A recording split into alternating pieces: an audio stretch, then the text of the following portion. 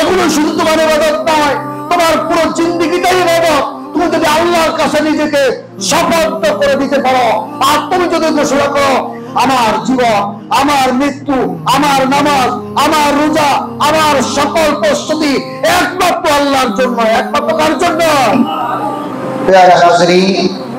আজকে একটি গুরুত্বপূর্ণ বিষয়ে আপনাদের সাথে কথা বলবো চিন্তা করেছি।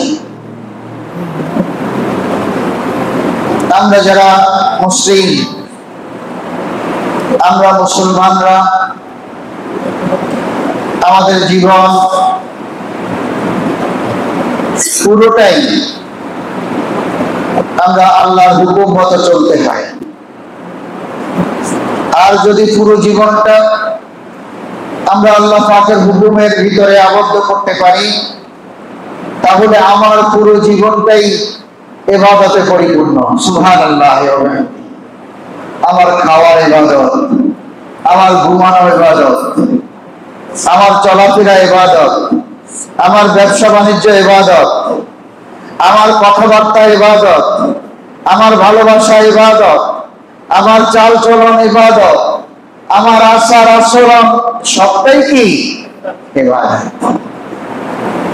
এই জন্য আমরা জুমার মজলিসে এক এক দিন এক এক বিষয়ের উপরে কথা বলে থাকি। আজকে আমরা যে বিষয়ে কথা বলবো, এটি প্রতি বছরই একবার আলোচনা করতে হয়, আপনাদেরকে স্মরণ করিয়ে দিতে হয়, জানিয়ে দিতে হয়। আমরা গত কয়েকদিন আগে অতিবাহিত করেছি বাংলা নববর্ষ, ঠিক কিনা কথা? এবং সেটিকে রাষ্ট্রীয়ভাবে প্রমোট করা হয়েছে। এই দিবসকে পরিচালনা করার জন্য, আয়োজন করার জন্য, এবং আমরা যারা সরকারি কর্মচারী, আমাদেরকে সরকার উপরোপণ দিয়েছে যাতে করে আমরা এই দিবসে আনন্দ উল্লাসের সাথে কি করে থাকি, আমরা এই দিবসটা উদযাপন করে থাকি। আমরা লক্ষ্য করেছি গভীরভাবে এই দিবসটা উদযাপন করতে গিয়ে আমরা অপসংস্কৃতি শৈলাবে নিজেদেরকে বিলীন করে দিয়েছি, যার কারণে আমাদের যে মুসলিম সত্তা,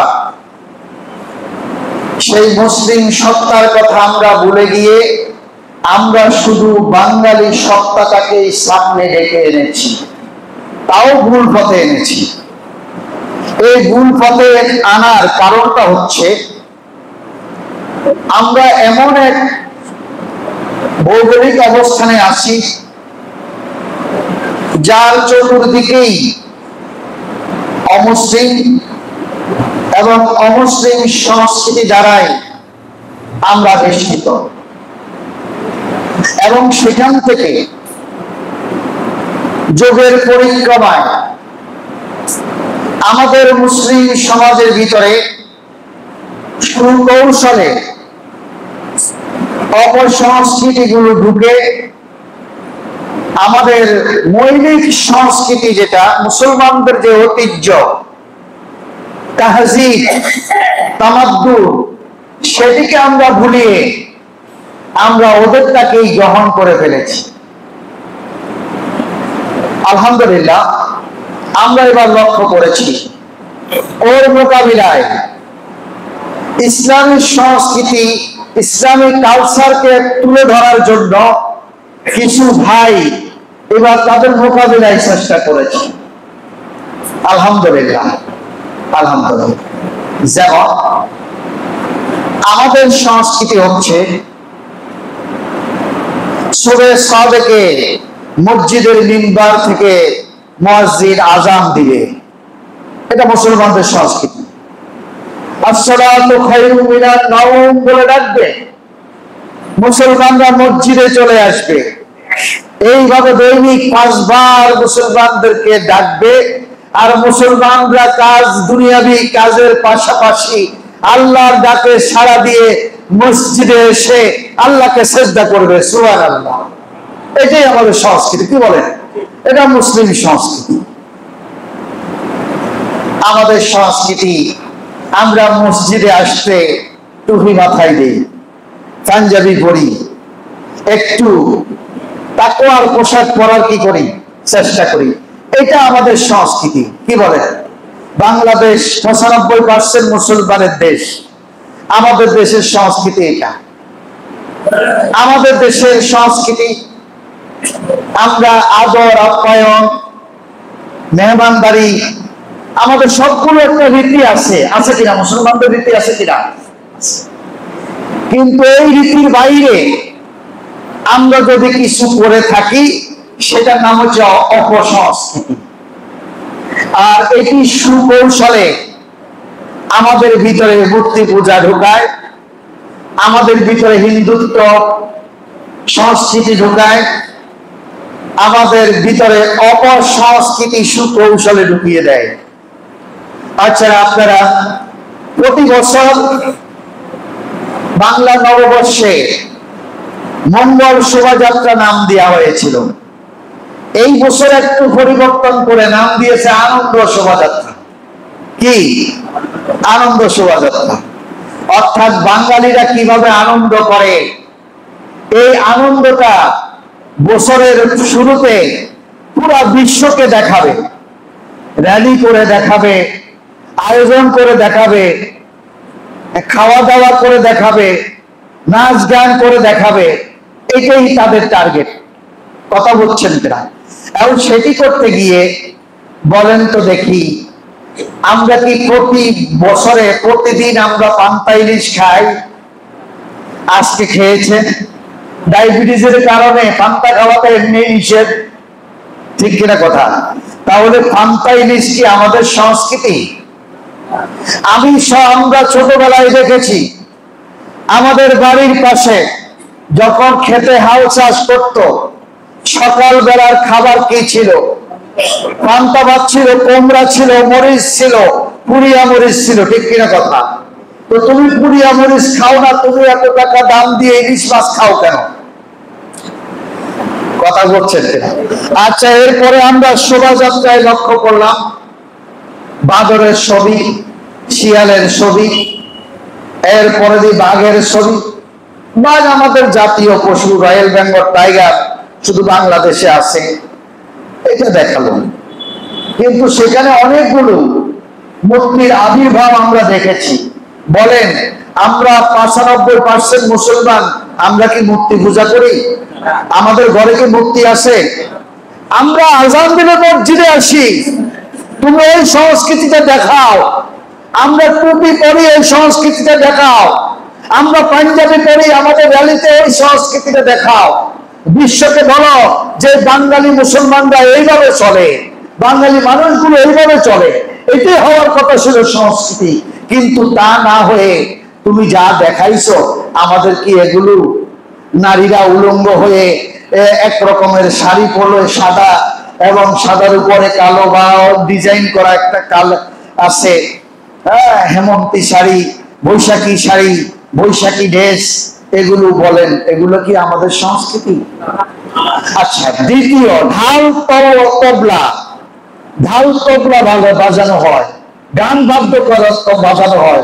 পাঠানবাড়ি এলাকাতে আপনারা জরিপ করেন, আপনাদের বিবেকের উপরে ছেড়ে দিলাম। আপনাদের ইমান কিভাবে নষ্ট হচ্ছে খেয়াল করেন। আপনারা কয়জন এইভাবে ঢাল তলোয়ারে, ঢোল তলোয়ারে, ঢোল তবলার সংস্কৃতিতে বিশ্বাসী? আপনারা কয়জন গান করেন?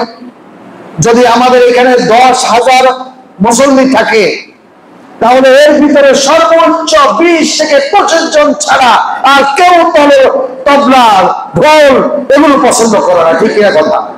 তাহলে এটি আমাদের সংস্কৃতি হলো কিভাবে? কথা বুঝে আসছে কিনা? কিন্তু আমাদের মাঝে সুকৌশলে এটি চালিয়ে দেওয়া হয়েছে, আমরা সেটাকেই পালন করে যাচ্ছি। আর সেটাকে আমরা আমাদের বাঙালিয়ানা মনে করি। তবে আমাদের প্রধান উপদেষ্টা সুন্দর করছে, যে যার আকীদা চিন্তার আলোকে কাজ করবেন, আপনার সংস্কৃতি প্রকাশ করবেন। এই কথা বলে তিনি কৌশলে বলছে মুসলমানরা তোমরা মুসলিম সংস্কৃতি পালন করো, কিন্তু আমরা মুসলমানরা বেখবর। কিন্তু কিছু কিছু ভাই সেদিন তসবিহ দেখাইছেন, কোরআন দেখাইছেন। সকালবেলা আমাদের দেশে কি হয়, কোরআন পড়ে। সকালবেলার সংস্কৃতি কি আমাদের দেশে খেয়াল করেন আপনারা যারা আছেন এই বয়সে? আমি দেখেছি আমার 3টা দাদি একসাথে এক ঘরে ছিল, মা সহ 4জন মহিলা।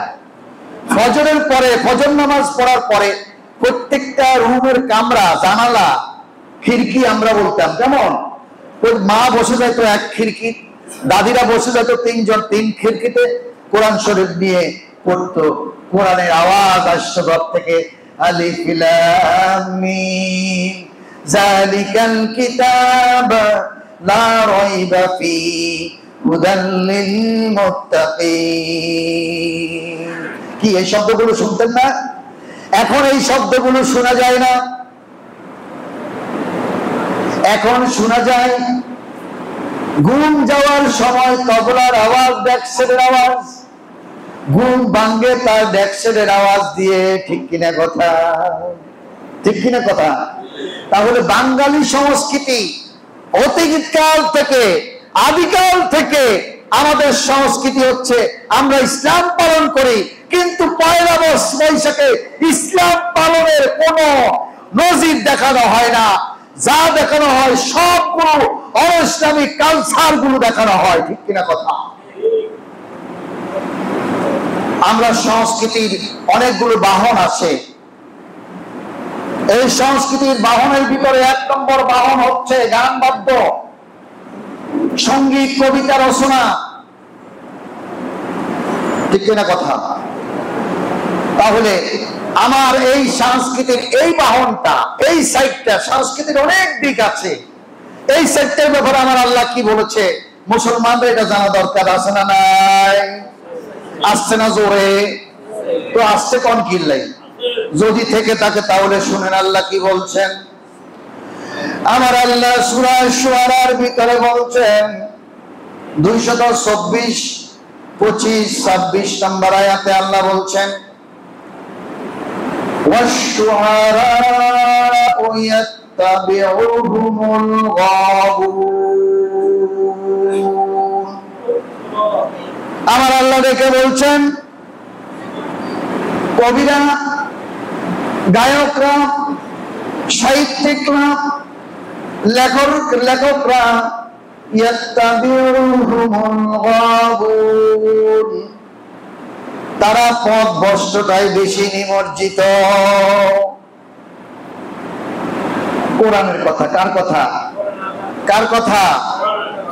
এই যারা এই সংস্কৃতির এই বাহনটা নিয়ে দৌড়াদৌড়ি করবে তারা অধিকাংশ পথভ্রষ্টতায় নিমজ্জিত, পথভ্রষ্টতার দিকে ধাবিত হবে। গান গাইতে গাইতে খারাপের দিকে চলে যাবে, গান গাইতে গাইতে অবদ্ধতার দিকে চলে যাবে, গান গাইতে গাইতে ঈমান হারা হয়ে যাবে। এটা কার কথা? কার কথা? আল্লাহর কথা। আলাম তারা আন্নাহুম ফি কুল্লি ওয়াদিন ইয়াহিমুন।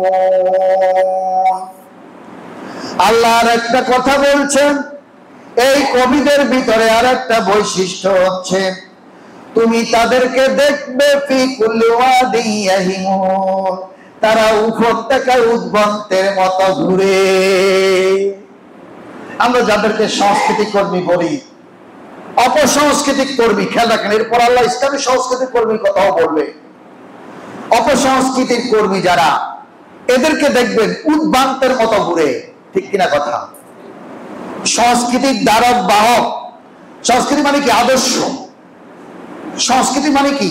যা অনুকরণ করার জন্য, যা গ্রহণ করা যায়, যা গ্রহণ করে ভালো হওয়া যায়, যা গ্রহণ করে সমাজকে ভালো করা যায়, এর নামে তো সংস্কৃতি, এর নাম তাহজিব, এর নাম তামাদ্দুন। কিন্তু আল্লাহ বলছেন যারা অপসংস্কৃতিতে নিমজ্জিত তারা উদ্ভ্রান্তের মতো ঘুরে। আপনি দেখবেন এই সমস্ত কবিদেরকে আপনি সঠিকত্বে দেখতে পাবেন না। যেমন রবি ঠাকুরের বিরোধিতা আমি করছি না, রবি ঠাকুরের কথা বলি। রবীন্দ্রনাথ ঠাকুর সে অনেক ভালো কবিতা লিখেছে, আবার দেখা যাচ্ছে এমন কিছু কবিতা লিখেছে যেটা অর্থহীন এবং তার চাল চলন সামাজিকতার সাথে অনেক সময় কি থাকে না, মিল থাকে না। কতক্ষণ লম্বা জামা, কতক্ষণ বাটি জামা, কতক্ষণ কারা জামা, কতক্ষণ এমনি, কতক্ষণ হেমনি, এইভাবের উপরে চলে, দেখলেই বোঝা যায়। ঠিক কিনা কথা?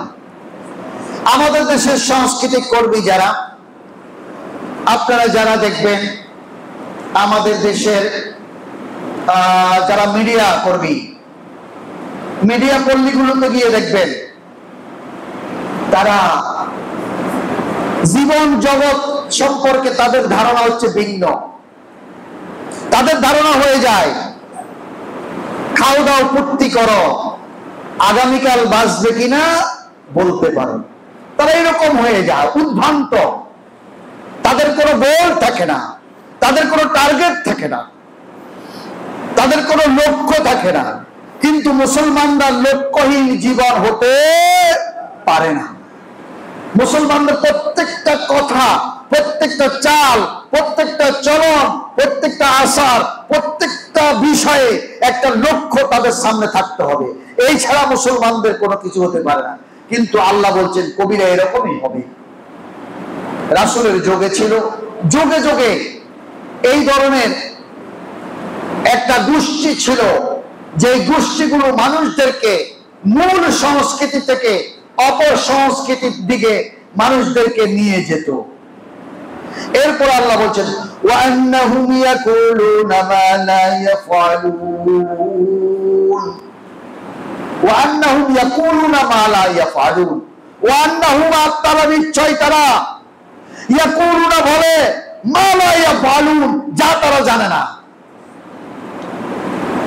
সাদের লাউ বানাইলো মোরে বৈরাগী, লাউয়ের আগা খাইলাম, গোড়া খাইলাম, লাউ দিয়ে বানাইলাম ঢুকঢুকি, বলেন এটা তো আপনি কি বুঝছেন?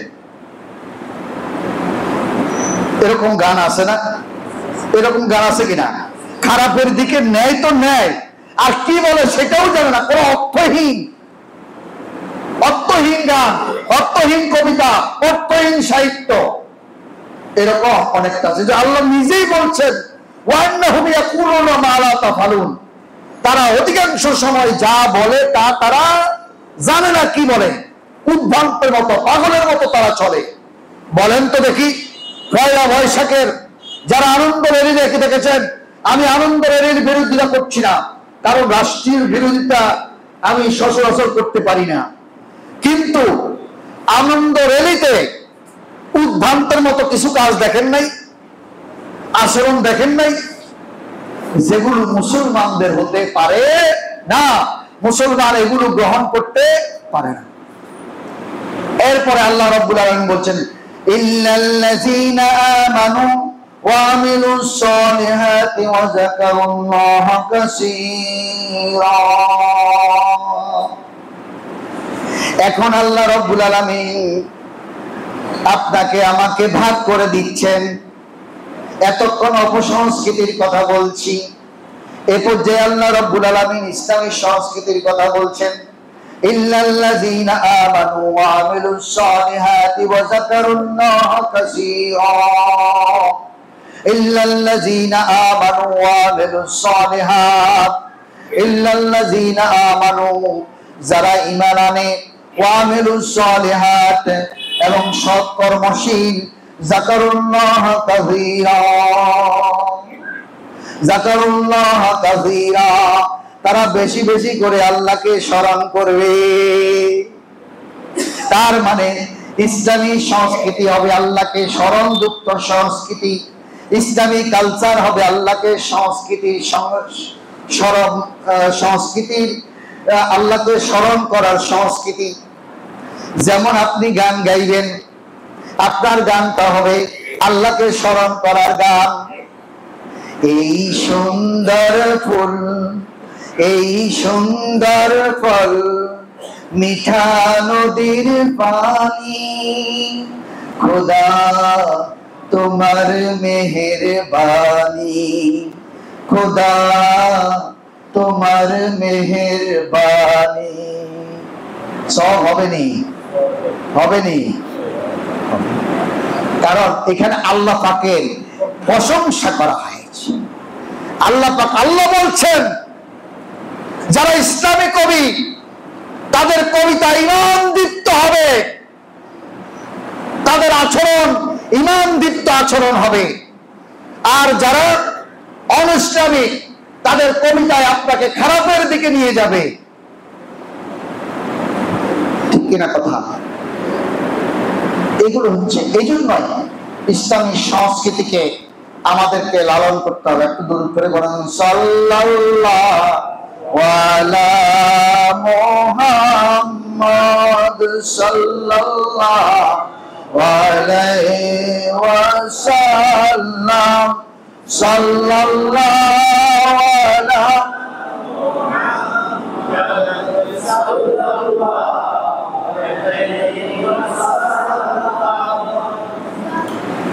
এখন আমরা সংস্কৃতির একটা কাজ করে ফেলছি, খেয়াল করছেন? একটু দুরূদ শরীফ পড়লাম, এটা আমাদের সংস্কৃতি। আমরা আলোচনার মাঝে মাঝে কি করি? রাসূলের শানে দুরূদ পড়ি, আল্লাহর শানে হাম পড়ি, ঠিক কিনা কথা?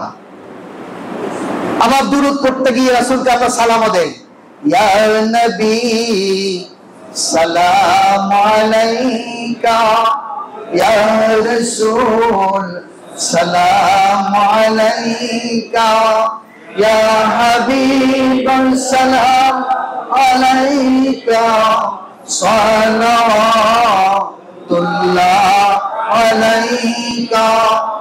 শহীদ মোদের ইগামা, ঠিকানা মোদের মদিনা, আল জিহাদ মোদের সাধনা, শাহাদাত মোদের কামনা। ইয়া নবী সালাম আলাইকা,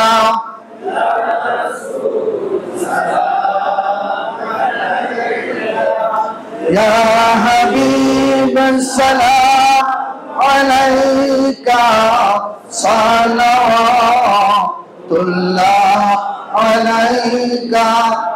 মোরা তো সৈনিক রাসূলের, ভয় ভীতি নাহি যে মোদের, মরছি আর মরিবা তবুও জিহাদ করিবা।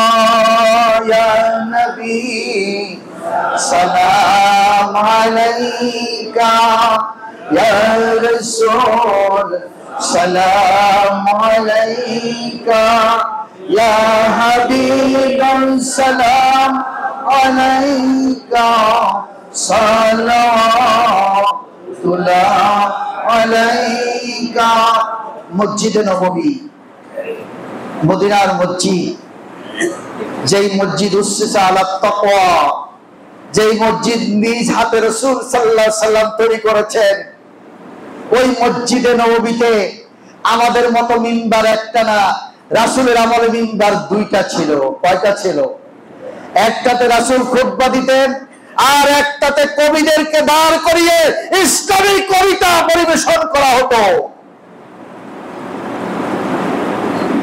আজকে আমরা মনে করি আমাদের এইগুলো নাই, যার কারণ মুসলমানরা আমরা অমুসলিম বেষ্টিত এলাকায় থাকার কারণে অনিসলামিক সংস্কৃতি আমাদেরকে গ্রাস করে ফেলছে, যার কারণে মুসলিম যুবকরা, মুসলমানরা ইসলামী তাজিম তামাদ্দুন ভুলে গিয়েছে।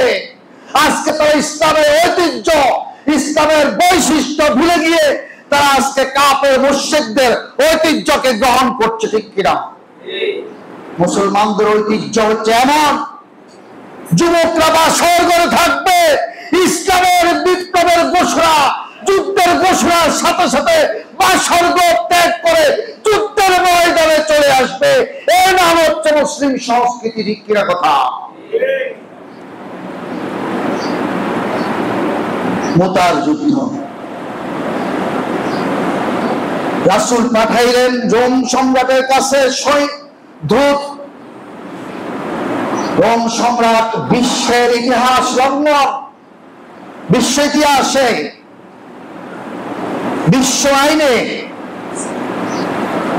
বিশ্ব সভ্যতায় কখনো দূত হত্যা করা যায় না, দূত হত্যা করা যায় না। কিন্তু রোমানরা সে কাজ করেছে। রাসূল আল্লাহর নির্দেশে সিদ্ধান্ত নিল এই দূত হত্যার প্রতিশোধ নেওয়া হবে। রাসূল সৈনিকদেরকে নিয়ে যুদ্ধের দামামা বাজিয়ে দিলেন। 3000 সৈন্যের সমাবেশ ঘোষণা করলেন। মসজিদে নববীতে 3000 সৈন্য একত্রিত হল। রাসূল ঘোষণা করলেন মুতার তন্ত্র, মুতার এই যুদ্ধ, রোমানদের বিরুদ্ধে এই যুদ্ধ হবে। তোমরা মনে রাখো, রোমানরা হচ্ছে তৎকালীন যুগের সুপার পাওয়ার, তাদের বিরুদ্ধে যুদ্ধে যাচ্ছ। আমি এই যুদ্ধের দিক নির্দেশনা এখান থেকে দিচ্ছি। এই যুদ্ধের প্রথম সেনাপতি হিসেবে দায়িত্ব পালন করবে আমার পালক পুত্র যায়েদ। দ্বিতীয় সেনাপতি দায়িত্ব পালন করবে আমার চাচাতো ভাই জাফর ইবনে আবু তালেব। তৃতীয় সেনাপতির দায়িত্ব পালন করবে আব্দুল্লাহ ইবনে রাওয়াহা। যুদ্ধে সেনাপতি লাগে কয়জন? সেনাপতি লাগে কয়জন? রাসূল ঘোষণা করলেন কয়জন? বুঝতে কারো বাকি ছিল না, এই যুদ্ধে 3 জনই শহীদ হয়ে যাবেন।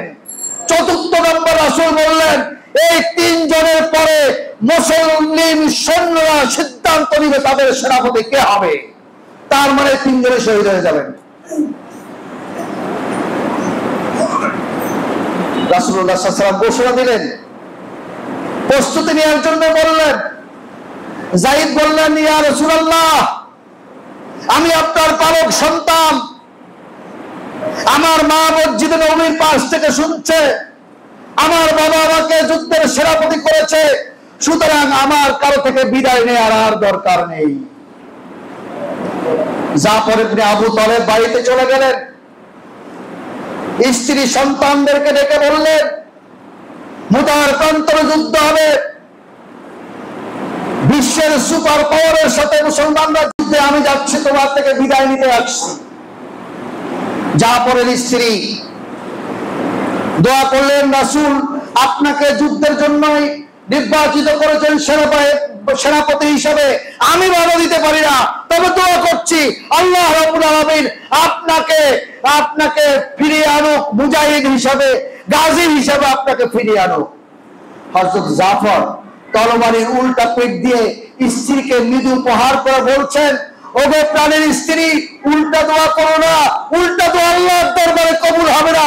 যেহেতু রাসূলুল্লাহ সাল্লাল্লাহু আলাইহি ওয়াসাল্লাম 2 নম্বর সেনাপতি হিসেবে আমার নাম ঘোষণা করেছে, সুতরাং এই যুদ্ধে আমি শহীদ হয়ে যাব। স্ত্রী সন্তান থেকে বিদায় নিয়ে যুদ্ধের ময়দানে চলছে। পিছন দিয়ে স্ত্রী সন্তান কান্না করছে, কাটা কবুতরের মধ্যে চটপট করছে, একটু মুখক্ষেপ করলেন না, সন্তান স্ত্রীর দিকে একটু তাকালেন না। তৃতীয় নম্বর ছিল আব্দুল্লাহ ইবনে রাওয়াহা। আব্দুল্লাহ ইবনে রাওয়াহার ওই দিন ছিল বাসর সজ্জা, বাসর করে যাবেন, কিন্তু মুসলিম সেনাপতি হিসেবে রাসূল ঘোষণা করে দিলেন না। আব্দুল্লাহ ইবনে রাওয়াহা স্ত্রী থেকে বিদায় নেওয়ার জন্য গেলেন, দেখলেন স্ত্রী কোরআন তেলাওয়াত করছেন। আব্দুল্লাহ ইবনে রাওয়াহা দূর থেকে বললেন, প্রাণের স্ত্রী, কোরআন তেলাওয়াত একটু বন্ধ করো, আমার কথা শুনো, আজ তোমার সাথে আমার বাসর সজ্জা, কিন্তু মুসলিম মিল্লাতের বৃহত্তর স্বার্থে ইসলামকে প্রতিষ্ঠা করার জন্যই বিশ্বনবী মুহাম্মদ রাসূলুল্লাহ সাল্লাল্লাহু আলাইহি ওয়াসাল্লাম বিশ্বের সুপার পাওয়ার রোমানদের সাথে যুদ্ধ ঘোষণা করেছেন। সেই যুদ্ধে আমাকে সেনাপতির দায়িত্ব দেওয়া হয়েছে, আমি সেই যুদ্ধে যাচ্ছি, তোমাকে বলতে এসেছি, আমাকে বিদায় দাও। স্ত্রী বললেন, কোন রকম আপনাকে দেখলাম, কিন্তু ভালোভাবে তো আপনাকে চিনতেও পারলাম না, দেখতেও পারলাম না, একটু হুজরায় ঢুকুন, আমি আপনাকে একটু দেখে নিই, যাতে করে কাল কিয়ামতের ময়দানে আপনাকে চিনে নিতে পারি। আব্দুল্লাহ ইবনে রাওয়া বললেন, ওগো আমার প্রাণের স্ত্রী, আমি যদি কক্ষে ঢুকি, দুনিয়ার লোক, তোমার লোক, তোমার ভালোবাসা আমাকে পেয়ে বসবে, মুসলিম মিল্লাতের যুদ্ধে নেতৃত্ব দিয়ে আমার পক্ষে অসম্ভব হয়ে যেতে পারে, সুতরাং আমি তোমার ঘরে প্রবেশ করতে পারি না। ঘোষণা করছি, যে আল্লাহর নির্দেশে, যে আল্লাহ রাসূলের নির্দেশে আমি যুদ্ধ করতে যাচ্ছি, আমি যদি শাহাদাত বরণ করি, আর ওই আল্লাহ তোমাকে আমাকে কাল কিয়ামতের দিন পরিচয় করাইয়া দিবেন। সুবহানাল্লাহ। ও মুসলিম যুবকরা, এটাই তো মুসলিম সংস্কৃতি, এটাই তো মুসলিম সংস্কৃতি। তুমি কি সংস্কৃতি দেখাও? এগুলো মুসলমানদের সংস্কৃতি নয়। আমাদের সংস্কৃতি হচ্ছে আমরা ঘোড়ায় চড়ে যুদ্ধ করতে জানি, আমরা দিনভর যুদ্ধ করি, রাতের গভীরে আল্লাহর দরবারে আমরা কান্নাকাটি করি। যতদিন মুসলমান এই স্পিরিট লালন করেছে, ততদিন মুসলমানদেরকে সারা দুনিয়ায় ভয় করেছে। আর যখনই মুসলমান অমুসলিম সংস্কৃতি গ্রহণ করেছে, ইহুদি নাসারার সাহায্য সহযোগিতা গ্রহণ করার চিন্তা করেছে, আউলিয়া অভিভাবক হিসাবে ইহুদি নাসারাকে গ্রহণ করেছে মুসলমানকে বাদ দিয়ে, তখন সারা দুনিয়া মুসলমানদেরকে ভয় দেখানো শুরু করেছে। ঠিক কিনা কথা?